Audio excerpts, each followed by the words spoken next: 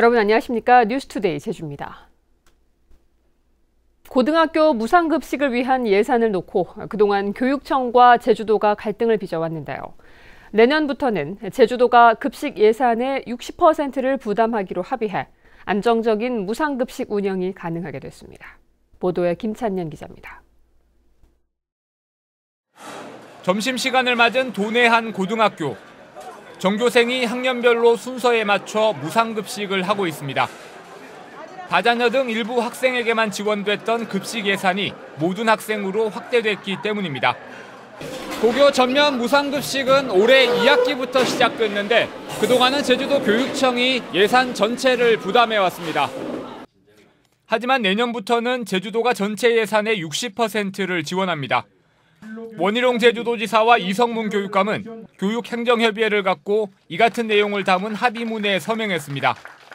앞으로 우리 제주교육 발전을 위한 여러 가지 협력 사업에 대해서 우리 도와 교육청은 더 긴밀한 협력을 해 나가겠습니다. 그동안 예산 지원을 놓고 협상에 난항을 겪었던 무상급식비 논란이 일단락되면서 교육청 자체 예산 부담 등으로 운영이 불투명했던 전면 무상급식도 앞으로는 안정적으로 이뤄질 전망입니다. 이번 무상급식 합의에 따라 가지고 제주도가 유치원부터 고등학교까지 친환경 급식, 무상급식을 하게 되었습니다. 제주도와 교육청은 또 특성화고 학생들의 취업 교육을 위한 지원 확대와 어린이 보호구역 내 보행로 확보를 위해서도 공동 협력하기로 했습니다. MBC 뉴스 김찬년입니다. 어린이집이 교육 프로그램 업체에게 특별활동비를 지급했다 일부를 돌려받는 것도 횡령이라는 대법원 판결이 나왔습니다. 대법원은 횡령 혐의로 기소된 제주시내 한 어린이집 원장 문모 씨의 상고심에서 부풀린 금액으로 계약을 체결한 뒤 돌려받는 행위는 횡령이라며 무죄를 선고한 원심을 파기하고 사건을 제주지방법원으로 돌려보냈습니다. 문 씨는 지난 2010년 한 교육업체와 단가를 부풀려 계약을 맺은 뒤 특별활동비 3,600여만 원을 돌려받아 사용한 혐의로 재판에 넘겨졌습니다. 일본 전범 기업이 강제징용 피해자에게 손해배상금을 지급하라는 대법원 판결 이후 일제 강제노역 피해자들의 집단 소송을 위한 움직임이 본격화되고 있는데요. 제주에서도 소송에 함께할 피해자 찾기가 시작됐습니다. 홍수현 기자입니다. 올해 91살의 강공남 할아버지. 70여 년이 흘렀지만 일제 강제 노역에 동원됐던 기억은 지금도 머릿속에 생생히 떠오릅니다. 당시 나이 17, 지금의 제주공항인 정뜨르와 모슬포 알뜨르 비행장 건설에 끌려가 몇 달씩이나 집에 돌아오지 못하고 일했지만 대가는 한 푼도 받지 못했습니다. 그때는 이게 나무로 만든 변토각이 있어요, 변토각. 거기다 그냥 거의 콩밥을 그냥 써요, 그냥. 그러면 콩밥을 그냥 충분히 주면은 그냥 그거 먹고 일할 수가 있는데 그거 먹고는 일할 수가 없어요, 배고파가지고. 일제 말 강제 노역에 동원된 것으로 추산되는 제주 지역 피해자는 2만여 명. 태평양 전쟁 막바지 일제가 제주도를 일본 본토수호를 위한 최후 보루로 삼으면서 각종 군사시설 건설에 많은 도민이 동원된 겁니다. 일제 강제 노역 피해자 정의구현 전국연합회는 일제가 강제 노역 피해자에게 지급하지 않은 임금이 아직도 일본 우정청과 전범 기업 등에 남아있다며 지급을 위한 집단 소송을 제기할 방침입니다. 일본 유초은행이나 또 일본 우정국에 실제 우리 조선인 징용 다녀오신 그분들의 이름으로 예택되어 있는 그 돈을 저희들이 그 미불 노임을 받기 위해서는 집행을 하기 위해서는 저희가 미국 법원으로 가서 일제 강제 노역 피해자 정의구현 전국연합회는 오늘 제주에서 이번 집단 소송에 관한 설명회를 열고 도내 피해자와 유족의 신고를 받을 계획입니다. MBC 뉴스 홍수현입니다. 국내 최대 연산호 군락지인 서귀포시 문섬 일대가 국내 최초로 해중 경관지구로 지정됐습니다. 해양수산부는 전국 11곳에 대한 심사를 거쳐 서귀포시 문섬과 강원도 고성군 두 곳을 해중 경관지구로 지정했습니다. 제주도는 국비와 지방비 450억 원을 들여 해양 레저 스포츠 종합지원센터와 수중 경관 전망대 등 해양 경관 기반 시설을 갖추고 생태계 보전 사업을 벌일 계획입니다. 국내 생산량의 대부분을 차지하는 제주산 양배추의 경매 방식을 놓고 생산자 단체와 서울 가락시장이 갈등을 빚고 있는데요. 두 기관이 간담회를 열었지만 해결 방안을 찾지 못하면서 제주산 양배추의 가락시장 출하 중단 사태가 우려되고 있습니다. 보도에 이소연 기자입니다. 겨울 양배추 주산지인 제주시 애월읍. 가락시장을 운영하는 서울시 농수산식품공사와 제주도 양배추 생산 농민들이 마주 앉았습니다. 서울 가락시장이 양배추 경매 방식을 화물차 위에서 하는 차상 거래가 아닌 내려서 하는 하차 방식으로 변경했고, 이에 따른 추가 물류비를 부담하는 문제를 논의하기 위해서입니다.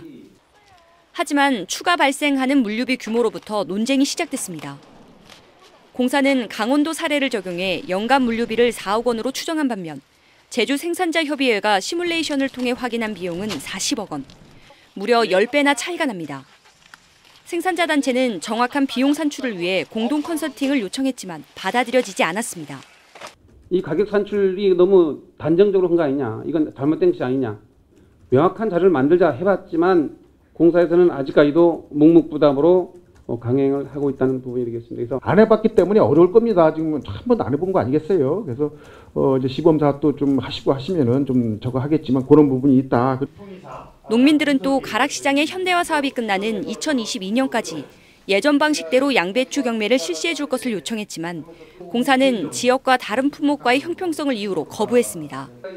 생산자 단체는 하차 경매 실시를 늦추지 않을 경우 서울 가락시장에는 양배추 출하를 중단하는 등 집단 행동을 예고했습니다. 제주도 양배추 유예는 없다, 이렇게 못을 박았단 말입니다. 그런 다음에 내려와서 무엇을 협상하고 무엇을 소통한단 말입니까? 출하 방식을 놓고 의견차가 좁혀지지 않고 있는 가운데 당장 다음 달 양배추 수확을 앞두고 농민들의 근심은 커져만 가고 있습니다. MBC 뉴스 이소연입니다. 경관 훼손 논란이 일고 있는 비자림로 확장 사업에 대해 제주도가 이달 안에 결론을 내립니다.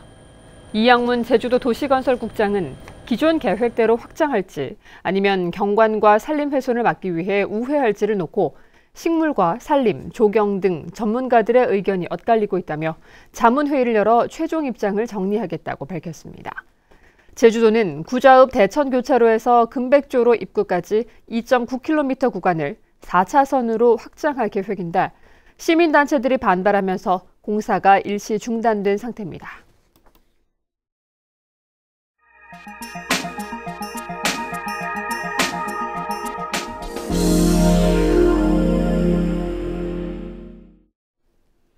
원적외선, 생명공학, 원격 제어기술, 제조업에서나 들었을 법한 용어들이 농사 현장에서 쓰이고 있습니다. 첨단 과학기술과 이색 아이디어가 농업과 접목해 경쟁력을 키우고 있습니다. 문현철 기자의 보도입니다. 가지마다 실하게 자란 배들이 주렁주렁 매달려 있습니다. 농약과 화학 비료를 전혀 쓰지 않는 국내에 몇 안 되는 유기농 배농장입니다. 게르마늄 등 광물질을 활용한 미생물을 개발해 농사에 쓰고 있습니다. 15년 동안 이 게르마늄 농법에 매달린 끝에 맛과 당도가 뛰어나고 원적외선을 방출하는 기능성 배 생산에 성공했습니다. 이들 배는 일반 배보다 5배가량 비싼 값에 직거래나 유기농 매장에 팔리고 있습니다. 내 가족이 먹고 내가 먹어야 되겠다는 생각에서 최대한 안전한 농산물을 만들어야 되겠다는 생각을 하다 보니까 더 이제 고품질적인 배를 만들어야 되겠다 생각을 해서 제가 원적외선이 방사될 수 있는 그러한 배를 만들어냈던 겁니다. 방울토마토를 재배하는 한 시설하우스. 온도 조절과 환기, 물주기 등 모든 과정이 컴퓨터나 스마트폰을 통해 원격 제어되는 시스템을 갖췄습니다. 첨단 정보통신 기술 ICT를 활용한 스마트팜입니다. 최적화된 상육 상태를 유지할 수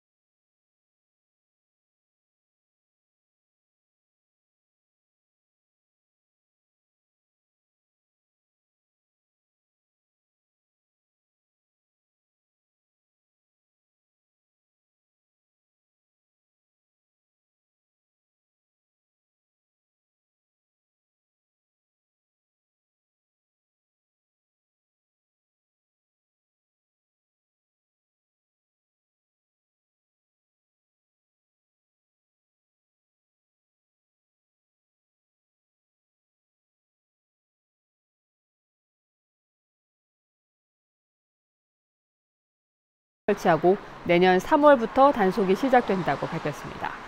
한편 지난해 7월부터 서귀포에서 제주시 방향으로 구간 단속이 시작된 이후 하루 평균 32대가 과속으로 적발됐습니다.